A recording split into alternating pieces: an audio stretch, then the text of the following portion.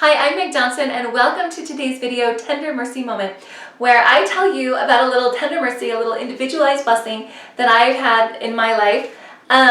Hopefully so that you can look for those tender mercies in your life, because I know that we all have them and they're everywhere. And so if you like this video, go ahead and share it with your friends and your family and anybody you think that it will help also.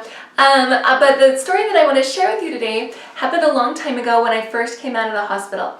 And when I first came out of the hospital, I was really small, like 97 pounds and weak, and I couldn't do very much for myself at all.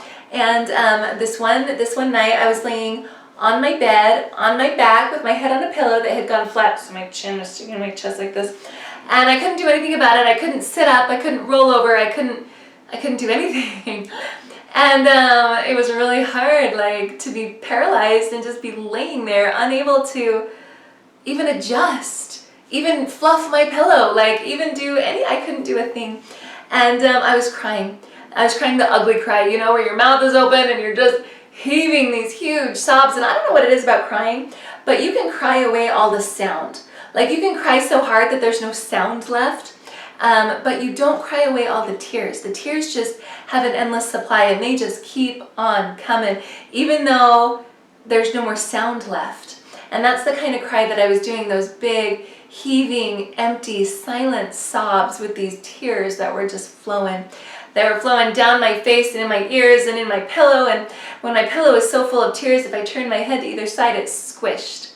And so this was a low point in my life, where I was laying on this bed full of faith that, you know, the Lord could heal me, the Lord could save this, the Lord could fix this, but full of confusion because He wasn't.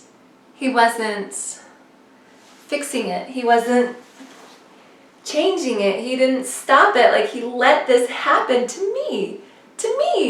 He let me be paralyzed.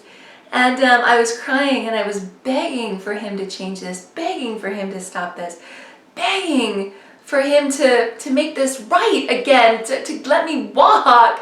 Please, I just want to walk. I don't even need to walk fast or run. Like, I could limp if you wanted. Let's let me walk.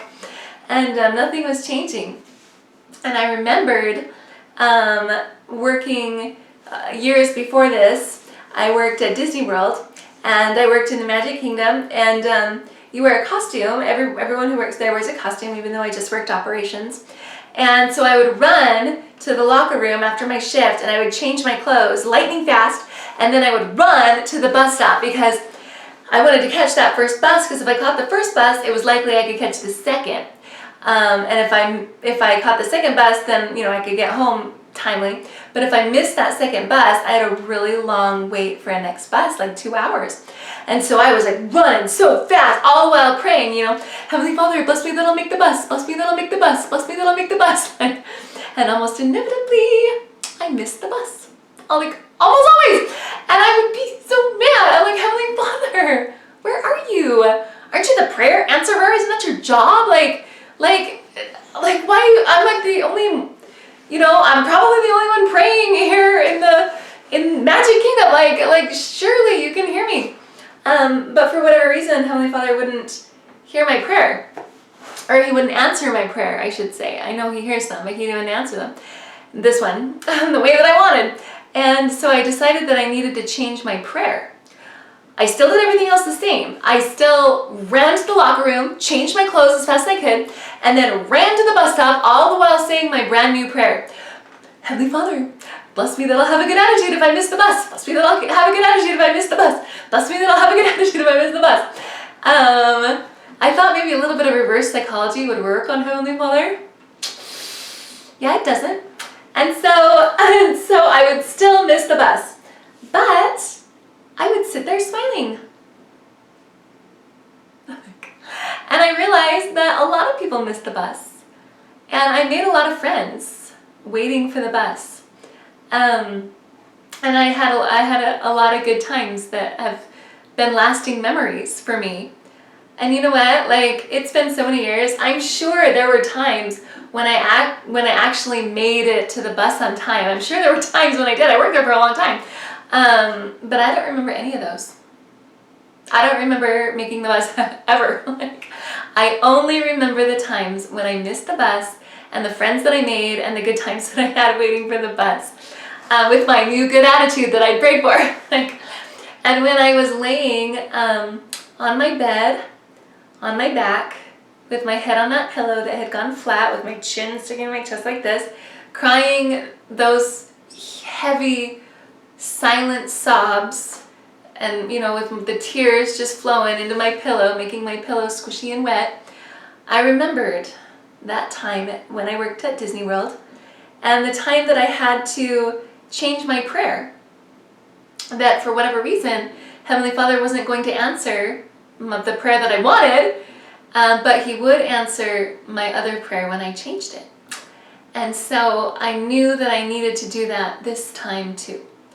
Because for whatever reason, Heavenly Father was not going to fix this. He wasn't going to make me stand up and walk. He wasn't going to answer my prayer the way that I wanted Him to.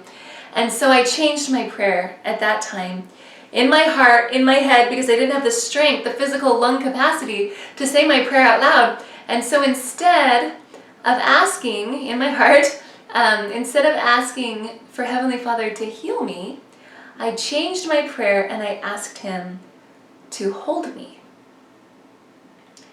And I don't really know what I expected or what I really meant by that. I just knew that I needed something stronger than peace or solace, brought into my heart. I needed Heavenly Father to hold me. And I'd said it all in my mind, in my heart, because I didn't have that strength to say it out loud. But as soon as I closed my prayer, I heard footsteps coming down the hallway. And the door to my room opened, and my mom came inside. And without saying anything, she laid on the bed next to me. And she put her arms around me. And she held me. Just like I asked. President Kimball said that God does notice us. And He watches over us, but it's usually through another person that He meets our needs. This little tender mercy for me at this time, this was an individualized blessing for me to let me know that I was not forgotten, to let me know that Heavenly Father still was hearing my prayers, and to let me know that it's okay. It's okay that He is not going to answer the prayers that we want. He will answer the prayers that will give us those lasting happy memories.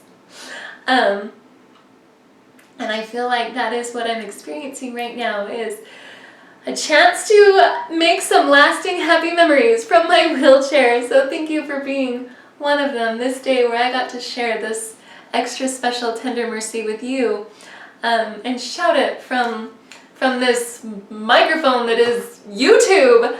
So thank you so much for listening and for treating this experience as sacred as I do. Come and visit me on my website. I'd love to see you. Follow me on Facebook and Instagram. Subscribe to this channel if you're not already. And I hope that you, like me, no matter what our trials are, no matter how hard they are, no matter what we're enduring or not enduring at the time, I hope that you, like me, can just keep on rolling today. So thanks again for watching.